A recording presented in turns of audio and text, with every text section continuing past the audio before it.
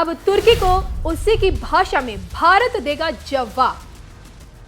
कांपने लगा तुर्की का इस्लामी बिरादर पाकिस्तान। अब पीएम मोदी के मास्टर स्ट्रोक से स्वाहा होगा इस्लामिक खलीफा, क्योंकि 40 साल बाद महारथी मोदी की ढाल बनेगा ग्रीस। पहली बार जिस ग्रीस में पधारेंगे पीएम मोदी, वहां की राजधानी में मस्जिद का कोई नामो निशान नहीं।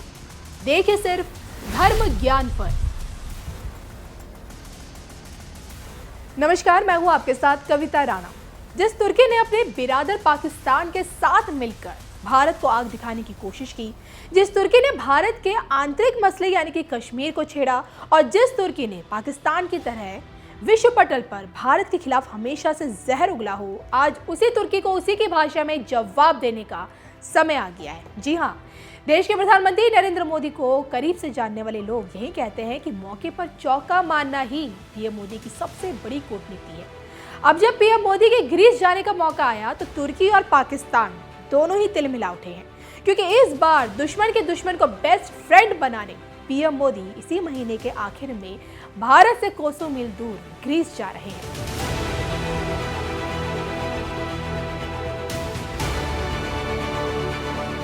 ग्रीस एक ईसाई बहुल देश है, जहां भारतीयों की संख्या मान लीजिए कि 13,000 से लेकर 14,000 के बीच में है, और पाकिस्तान की तुलना में भारत से लगभग 5,000 किलोमीटर दूर है ग्रीस। लेकिन जब यही दूरी तय कर पीएम मोदी ग्रीस पहुंचेंगे तो भारत और ग्रीस की एक नई पारी की एक नई पटकथा लिखेंगी। जी हाँ, 1983 में देश के पूर्व प्रधानमंत्री इंदिरा गांधी जी को अगर छोड़ दिया जाए तो अब तक देखिए भारत के किसी भी प्रधानमंत्री ने ग्रीस जाने की कभी पहल नहीं की। और अब जब देखिए 40 साल बाद सिकंदर के इस देश में प्रधानमंत्री नरेंद्र मोदी जाएंगे तो दोनों देशों के बीच रक्षा समझौते से लेकर व्यापारिक संबंधों को एक नई दिशा मिलेगी। देखा जाए तो देखिए 1 करोड़ आबादी वाले ग्रीस के साथ भारत के रिश्ते 2500 साल पुराने हैं। दोनों ही देशों की प्राचीन संस्कृति और सभ्यता आपस में मिलती है। ग्रीक देवताओं और हिंदू देवी देवताओं में कई प्रकार की समानताएं भी मिलती हैं। द्वितीय विश्व युद्ध के दौरान कहते हैं कि जब भारत के 25 लाख सैनिक लड़ रहे थे, उस दौरान ग्रीस में भारत के 512 जवान शहीद हुए थे, और जिन्हें सम्मान देते हुए ग्रीस की सरकार ने उनके लिए एक जगह भी बनाई। ग्रीस में देखिए दोनों मुल्कों के तीनों सेनाएं युद्ध अभ्यास करती रहती है, और जो कि देखिए थल सेना के मामले में तो देखिए दुनिया के 15% जहाज अकेले ग्रीस के हैं, और इस कारण ग्रीस की समुद्री ताकत का अंदाजा भी आप आराम से लगा सकते हैं। यानी कि 100 बात की एक बात ये कि पीएम मोदी का ग्रीस दौरा सबसे बड़ा मास्टर स्ट्रोक है, क्योंकि इसी मास्टर स्ट्रोक से इस वक्त तुर्की बिलबिलाया हुआ है। लेकिन क्या आप जानते हैं कि जिस ग्रीस से तुर्की इतना बौखलाया रहता है, उसी ग्रीस की राजधानी एथेंस में एक भी मस्जिद नहीं है। जी हाँ, आलम यह है कि एथेंस में बीते 200 सालों से कोई मस्जिद तक नहीं बना पाया। एथेंस में देखिए सीरिया, अफगानिस्तान, पाकिस्तान, यहाँ तक कि बांग्लादेश की मुस्लिम आबादी भी यहाँ बसती है। 2% आबादी बसती है, काम कर रही है, लेकिन नमाज अदा करने के लिए इनके पास किसी भी तरह की कोई औपचारिक मस्जिद बिल्कुल नहीं है।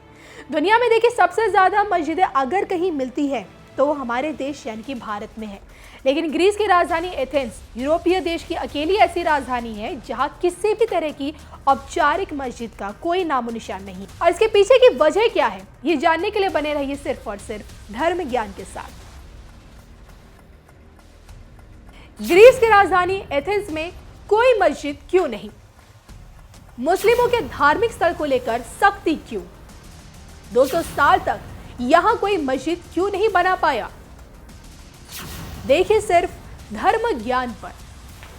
देखिए इतिहास इस बात का गवाह रहा है कि 1832 में ग्रीस को उस्मानी साम्राज्य यानी कि ऑटोमन एम्पायर से आजादी मिली।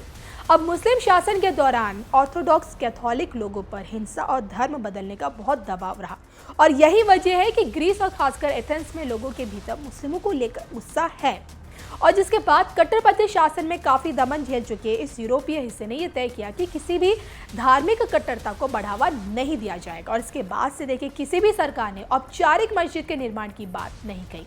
दूसरी वजह यह है कि ग्रीक चर्च हमेशा से मस्जिदों को लेकर अपना डर जताते रहे हैं, और आज के डेट में देखिए ग्रीस में मुसलमानों की जो संख्या है तकरीबन 2% है, एक बड़ी आबादी है।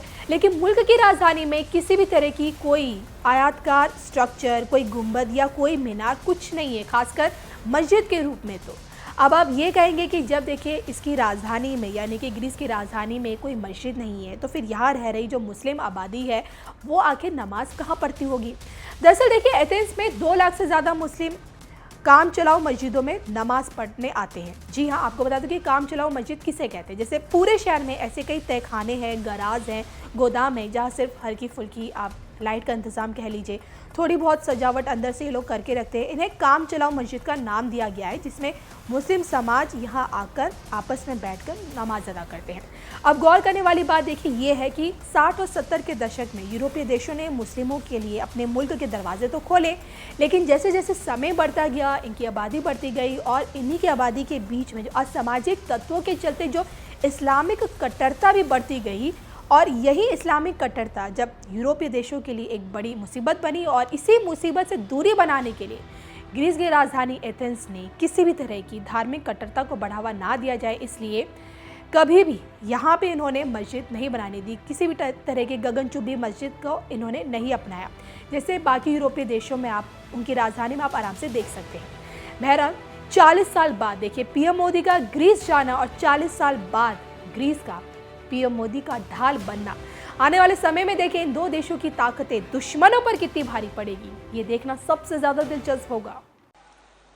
भाइयों और बहनों, संत रविदास स्मारक एवं संग्रहालय में भव्यता भी होगी और दिव्यता भी होगी।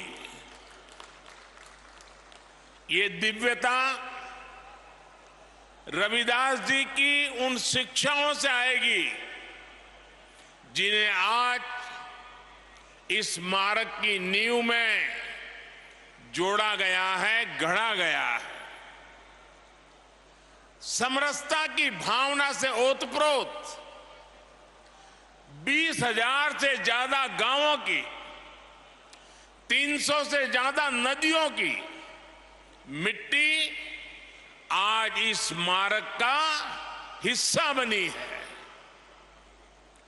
एक मुट्ठी मिट्टी के साथ साथ एमपी के लाखों परिवारों ने समरसता भोज के लिए एक एक मुट्ठी अनाज भी भेजा है। इसके लिए जो 5 समरसता यात्राएं चल रही थी, आज उनका भी सागर की धरती पर समागम हुआ है। और मैं मानता हूं कि ये समरसता यात्राएं यहां खत्म नहीं हुई हैं, बल्कि यहां से सामाजिक समरसता के एक नए युग की शुरुआत हुई है। मैं इस कार्य के लिए मध्य प्रदेश सरकार का अभिनंदन करता हूं, मुख्यमंत्री भाई शिवराज जी का अभिनंदन करता हूं और आप सभी को बधाई देता हूं।